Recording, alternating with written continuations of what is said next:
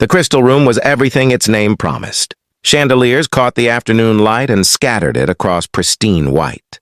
Tablecloths, making the whole restaurant shimmer like the inside of a jewelry box. It was the kind of place where conversations were conducted in hushed tones, where every piece of silverware had a specific purpose, where children were rarely seen and even more rarely heard. Elena Vasquez had worked at the Crystal Room for 12 years. At 54, she moved through the elegant space with quiet confidence. Her dark hair pulled back in a neat bun, her apron crisp and professional. She knew which fork went where, which wine paired with which entree, and exactly how to be present without being intrusive. But nothing in her 12 years had quite prepared her for the scene. Unfolding at table 7, a little girl sat in a chair that seemed too large for her small frame, her blonde curls cascading over her shoulders, her blue dress probably costing more than Elena made in a month. She couldn't have been more than 7 years old. And she was screaming. Not crying, screaming, high-pitched, furious shrieks that cut through the refined atmosphere like a knife through silk. Beside her sat a man who could only be her father. Tall, dark-haired, impeccably dressed in a charcoal suit that probably cost more than Elena's car. His jaw was clenched so tight she could see the muscle jumping beneath his skin. His hands gripped the edge of the table, as if it were the only thing keeping him anchored to his seat. Around them, the other diners tried to pretend nothing was happening. Conversations continued in forced normality. Wine was sipped with deliberate casualness. But everyone was listening. Everyone was watching from the corners of their eyes. The little girl swept her hand across the table, sending a water glass flying. It shattered on the floor with a crash that made several people jump. "Sophia!" the man said sharply. "That's enough!" "I hate you," the girl shrieked back. "I hate this place. I want to go home!" "I want to go home!" Elena's co-worker, Marcus, appeared at her elbow. He was 26, efficient, ambitious. "That's Harrison Caldwell," he whispered urgently. "Caldwell Industries. Worth about $3 billion. Table 7 was supposed to be mine, but..." He gestured helplessly at the chaos. I just can't deal with that." "Can you take it?" Elena looked at table 7. At the shattered glass, at the screaming child, at the father who looked like he was about to shatter himself. "I'll take it," she said quietly. She walked toward them slowly, not rushing, giving the situation space to breathe.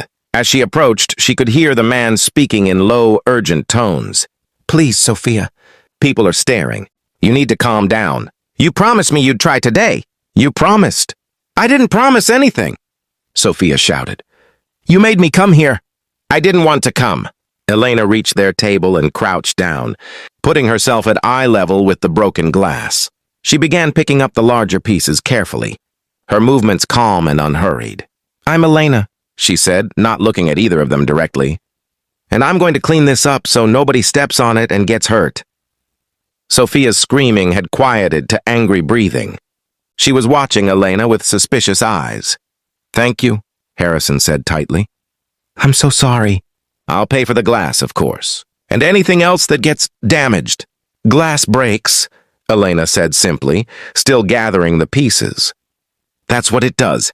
It's nobody's fault." She stood up with the shards, carefully balanced in a napkin, and signaled for a busboy to bring a broom for the smaller pieces.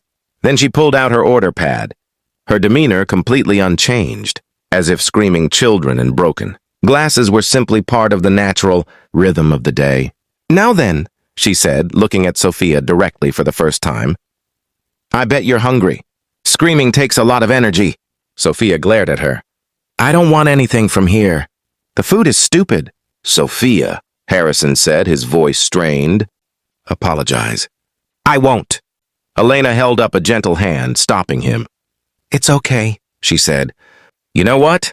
I think the food here is a little fancy sometimes, too. Lots of words on the menu that are hard to pronounce." Sophia blinked, surprised. "But," Elena continued, "I know what everything is, and I can tell you which things are actually good and which things are just fancy for no reason. Would that help?" The little girl's mouth opened, then closed. She wasn't screaming anymore. "What do you like to eat?" Elena asked. "When you're at home, what's your favorite food?"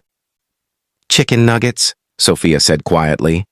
Then more defiantly, But you probably don't have those here because this place is too fancy. Elena smiled. You're right. We don't have chicken nuggets, but we do have chicken tenders, which are basically fancy chicken nuggets. They're really good. Crispy on the outside, soft on the inside. And they come with honey mustard sauce. I like honey mustard, Sophia admitted reluctantly. Then that's what we'll get you. And what would you like to drink?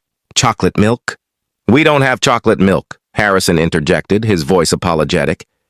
Elena, just water is fine for her. Actually, Elena said gently, I think I can make that work. Give me just a few minutes. She walked toward the kitchen, feeling Harrison's surprised gaze following her. The crystal room didn't serve chocolate milk. It wasn't on the menu. It wasn't even in the building, as far as she knew. But there was a cafe 2 doors down. Elena slipped out the back entrance, hurried down the sidewalk, and bought a small chocolate milk from the cafe. She was back in 4 minutes, slightly out of breath but smiling. When she returned to table 7, Sophia was sitting quietly, her hands folded in her lap. Harrison was staring at his water glass like it held answers to questions he was afraid to ask. Here we are, Elena said, placing the chocolate milk in front of Sophia. 1 chocolate milk just for you? Sophia's eyes widened. But Daddy said, sometimes, Elena said, catching Harrison's eye. The rules can bend a little, especially when someone really needs chocolate milk. Harrison looked at her for a long moment, and Elena saw something shift in his expression. Relief, maybe, or gratitude, or just the small comfort of someone else taking charge when you've been holding everything together for too long. Thank you, he said, and his voice had lost its tight edge. Over the next 40 minutes, something remarkable happened. Sophia ate her chicken tenders quietly, occasionally sipping her chocolate milk. She didn't scream. She didn't throw anything. She sat and ate, and every so often, she looked at Elena with something that might have been curiosity. Harrison ordered the salmon, but barely touched it. He was too busy watching his daughter, as if waiting for the other shoe to drop, for the calm to shatter like the water glass had. When Elena came to clear their plates, Sophia spoke up. Can I have dessert? Harrison opened his mouth, but Elena spoke first. What kind of dessert do you like? Ice cream. We have very good ice cream here. Vanilla, chocolate, or strawberry? Vanilla. With chocolate sauce. Excellent choice. 1 vanilla ice cream with chocolate sauce coming right up. As Elena walked away, she heard Sophia's small voice. Daddy, is Elena nice? And Harrison's response, quiet and wondering. Yes, sweetheart. I think she is. Elena brought the ice cream. And then, making a decision, she brought 2 spoons. Your dad might want to help you with this, she said with a wink. Ice cream is better when you share.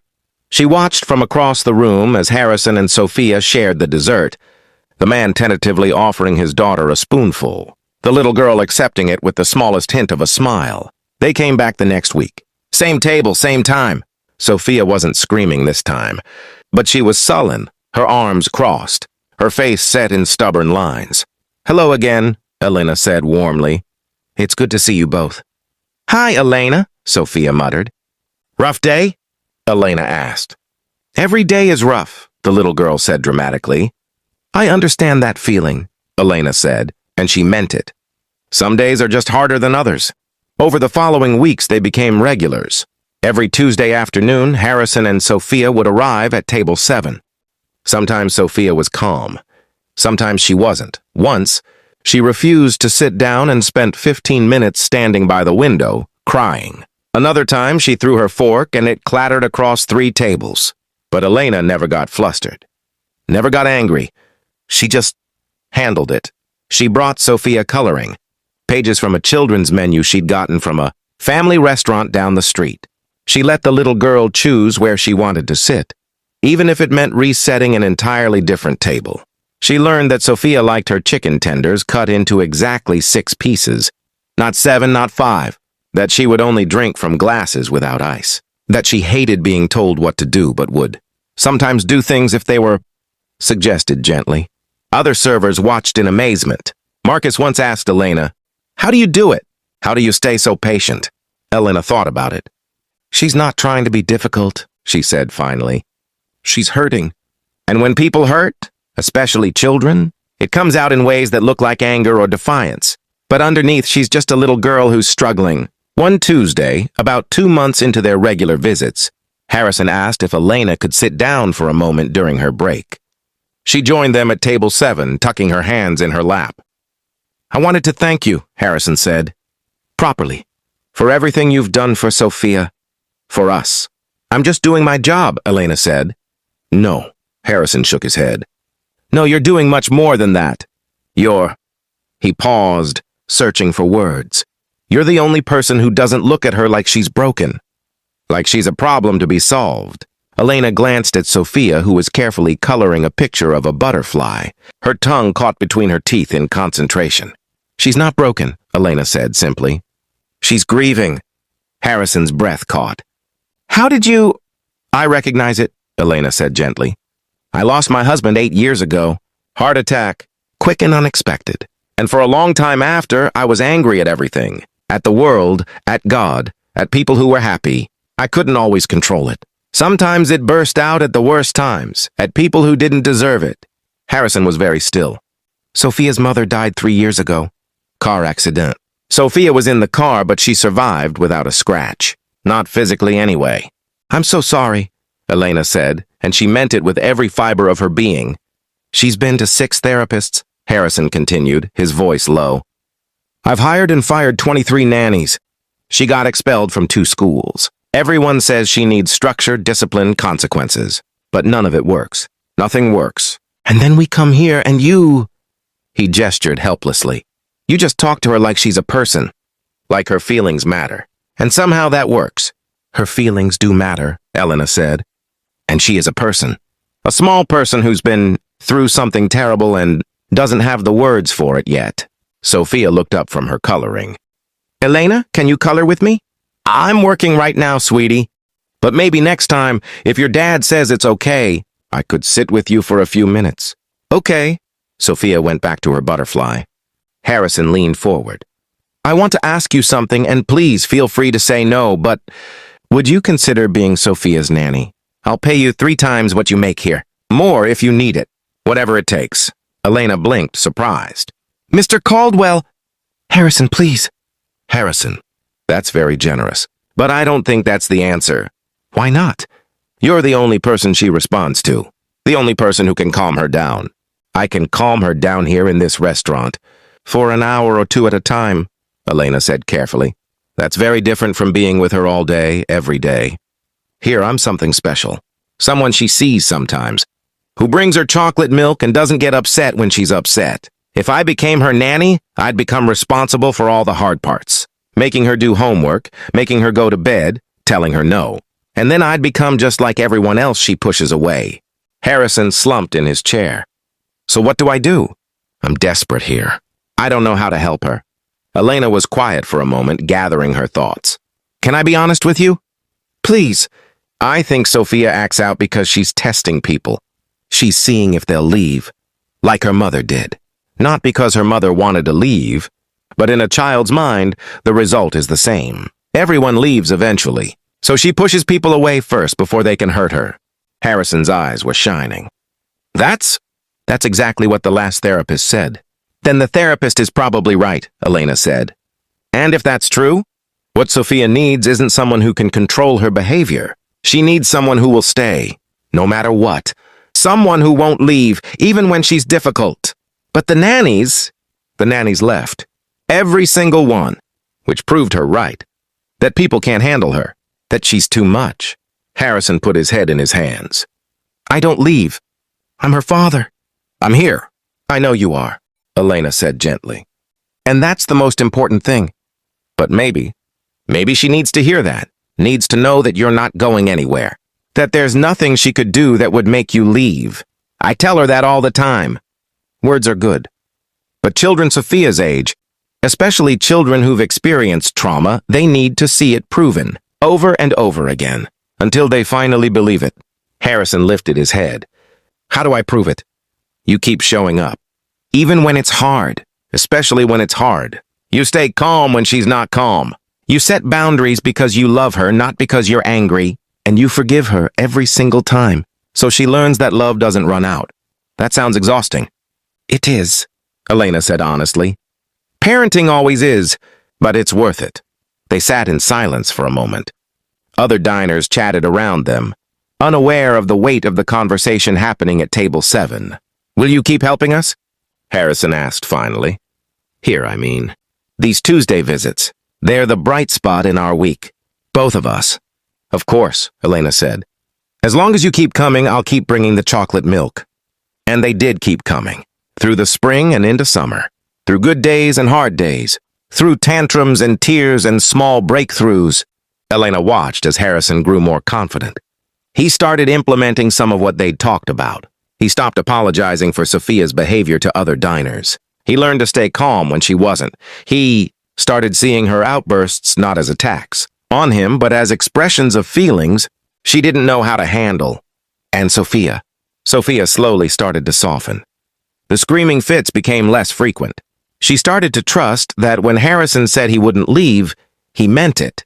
She started to believe that Elena would be there every Tuesday, no matter what. One evening in July, something happened that Elena would never forget. They'd finished dinner and Sophia was working on a coloring page. Harrison was checking his phone, reading emails with half his attention while keeping half on his daughter. Elena came to refill water glasses. As she reached for Harrison's glass, Sophia spoke up. "Elena, can I ask you something?" "Of course, sweetheart. Why are you so nice to me?" Elena set down the water pitcher and looked at the little girl. Really looked at her uncertain eyes and guarded expression. "Because you deserve kindness," Elena said simply. "Everyone does. But I'm bad sometimes. I break things and yell and make Daddy sad." Harrison started to speak, but Elena caught his eye and shook her head slightly. "You're not bad," Elena said firmly. "You're hurting. And when people hurt, especially when they hurt inside where no one can see it, sometimes it comes out as anger or yelling, but that doesn't make you bad. It makes you human. My teacher says I need to control myself better." "Your teacher is partly right. It's good to learn how to express our feelings in ways that don't hurt other people or break things, but you're learning. You're 7 years old. Nobody expects you to be perfect. Daddy does." Harrison made a sound like he'd been punched. "Sophia, no. I don't expect you to be perfect. I just want you to be okay." Sophia looked at her father, and Elena saw vulnerability in that gaze that nearly broke her heart. "But I'm not okay," the little girl whispered. Harrison moved without thinking, pulling his daughter into his arms. Sophia stiffened for a moment, then melted into him, her small body shaking with quiet sobs. "I know, baby," Harrison said, his voice thick. "I know you're not okay. I'm not okay either, but we're going to figure it out together. I promise. I'm not going anywhere, no matter what." Elena stepped back quietly, giving them space. She signaled to Marcus to cover her other tables and positioned herself between table 7 and the rest of the restaurant, giving them as much privacy as possible in a public place. They stayed like that for 10 minutes, Harrison holding Sophia, rocking her slightly, murmuring words of comfort and love. Sophia crying out 3 years of grief and fear and loneliness. Other diners glanced over but quickly looked away when they saw Elena's gentle but firm expression. This was a private moment, a sacred moment, and she would protect it. Finally, Sophia's sobs quieted. She pulled back from her father, her face blotchy and wet. "I love you, Daddy," she said, so quietly Elena almost didn't hear it. "I love you too," Harrison said, wiping her tears with his napkin. "So much, more than anything in the whole world." Sophia nodded, then looked at Elena. "I love you too, Elena." Elena's eyes filled with tears. "Oh, sweetheart, I love you too." It wasn't a cure. One conversation, one cry, one moment of connection didn't erase 3 years of trauma, but it was a beginning. A crack in the wall Sophia had built around her heart. The weeks continued. The visits continued. And slowly, incrementally, things got better. Not perfect, better. Sophia started talking more. About her mother, about her memories, about her fears. Harrison listened, really listened, without trying to fix everything or make the pain go away. They enrolled Sophia in a new school with a trauma-informed approach. She struggled at first, but gradually started to adjust. She made a friend, then 2 friends. Harrison hired a new therapist, someone who specialized in childhood grief. This time, he sat in on the sessions, learning alongside his daughter. And every Tuesday they came to the crystal room, to table 7, where Elena waited with chocolate milk and chicken tenders and unconditional acceptance. One Tuesday in October, almost a year after that first chaotic visit, Sophia came bounding into the restaurant with actual excitement. No screaming, no tears, no broken glass. "Helena!"